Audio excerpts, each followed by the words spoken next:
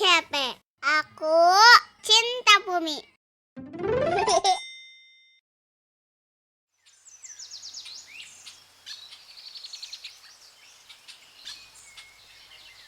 Di jantung hutan tropis Asia, hidup salah satu primata paling cerdas dan karismatik di dunia. Dia adalah orangutan. Dengan tatapan mata yang dalam dan gerak tubuh yang lembut, mereka bukan sekedar penghuni hutan, melainkan simbol keseimbangan ekosistem. Kita akan menelusuri kehidupan orangutan secara mendalam, dari asal-usul dan perilaku hingga ancaman yang mengancam kelangsungan spesies luar biasa ini. Keluarga besar kera mencangkup gorila, simpanse, dan manusia. Nama ilmiah orangutan berasal dari bahasa Melayu, artinya orang yaitu manusia dan hutan berarti hutan. Jadi, manusia hutan. Orangutan adalah satu-satunya kera besar yang hidup di Asia, tepatnya di Pulau Sumatera dan Kalimantan. Mereka dikenal sebagai primata arboreal terbesar di dunia karena menghabiskan sebagian besar hidupnya di atas pepohonan. Habitat utama orangutan adalah hutan hujan tropis dataran rendah, rawa gambut, dan hutan pegunungan. Mereka bergantung pada kanopi pohon yang rapat untuk mencari makan, berlindung, dan berpindah tempat. Di masa lalu, sebaran orangutan cukup mencakup sebagian besar Asia Tenggara. Namun kini, populasi mereka terbatas di dua wilayah utama, Sumatera bagian utara dan Kalimantan bagian tengah hingga timur. Fragmentasi hutan akibat deforestasi menjadi ancaman terbesar bagi kelangsungan habitat mereka. Orangutan memiliki tubuh besar dengan lengan panjang yang dapat mencapai 2 meter. Memungkinkan mereka bergelantungan dengan mudah di antara pepohonan.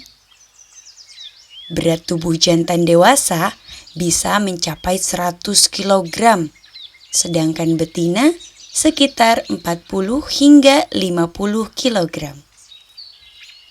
Bulu mereka berwarna coklat kemerahan, menjadi ciri khas yang membedakan dari kera besar lainnya.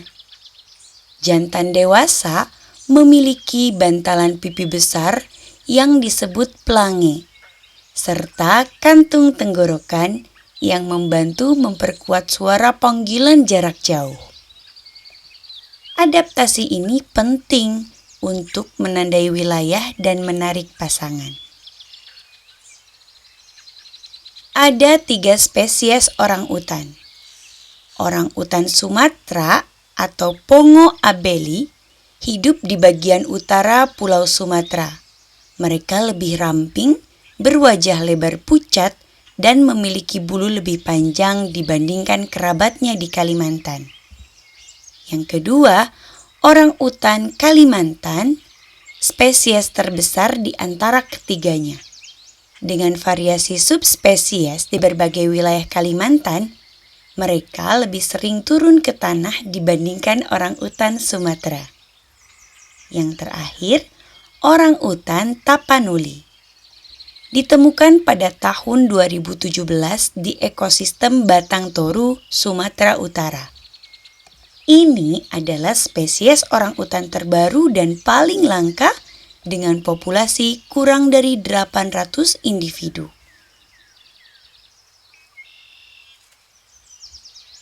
Orangutan dikenal memiliki tingkat kecerdasan luar biasa.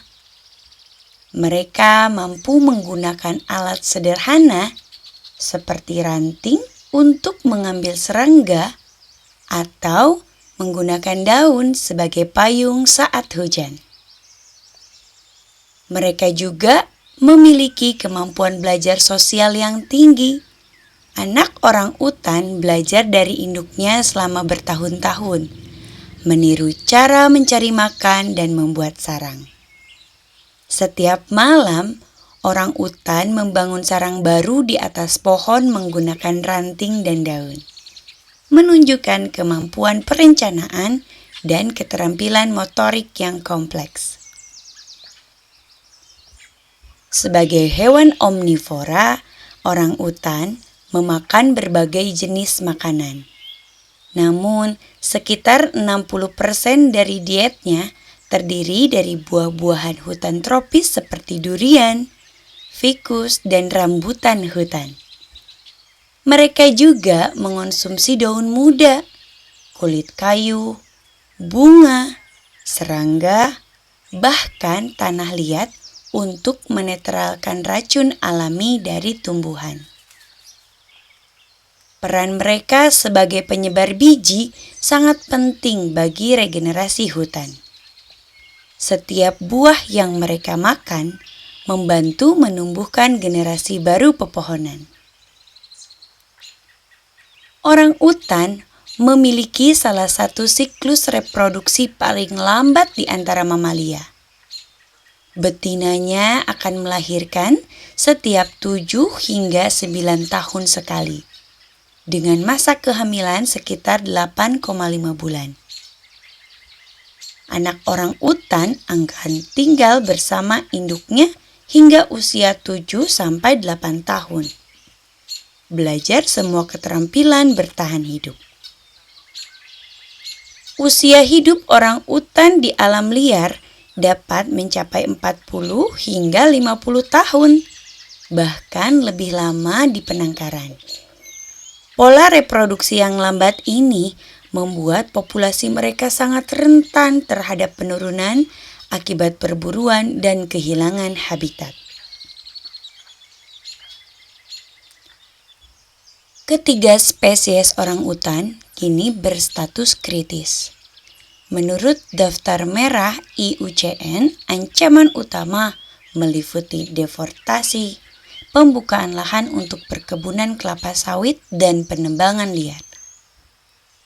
Perburuan, orang utan diburu untuk perdagangan ilegal atau dianggap hama oleh para petani. Dan yang terakhir, fragmentasi habitat, membatasi pergerakan dan mengurangi keragaman genetik. Upaya konservasi dilakukan melalui rehabilitasi, perlindungan habitat, dan edukasi masyarakat. Organisasi seperti Borneo Orang Utan Survival Foundation dan Sumatera Orang Utan Konservasi Program berperan penting dalam penyelamatan spesies ini. Orang utan berbagi sekitar 97% DNA dengan manusia. Mereka dapat mengenali diri sendiri di cermin, tanda kesadaran diri yang jarang dimiliki hewan. Suara panggilan jantan dewasa dapat terdengar hingga jarak 1 kilometer. Setiap individu dari orang utan memiliki aksen suara yang berbeda, mirip dengan dialek manusia. Orang utan mampu merencanakan tindakan untuk masa depan, seperti menyimpan buah untuk dimakan keesokan hari. Orang utan bukan sekedar simbol hutan tropis, tetapi juga cerminan hubungan manusia dengan alam. Mereka mengingatkan bahwa kecerdasan dan kelembutan dapat berjalan beriringan. Menjaga orang utan berarti menjaga paru-paru dunia, hutan yang menjadi sumber kehidupan bagi jutaan makhluk. Selama hutan masih berdiri dan manusia masih peduli, harapan bagi orang utan akan tetap menyala. Sampai jumpa di video selanjutnya.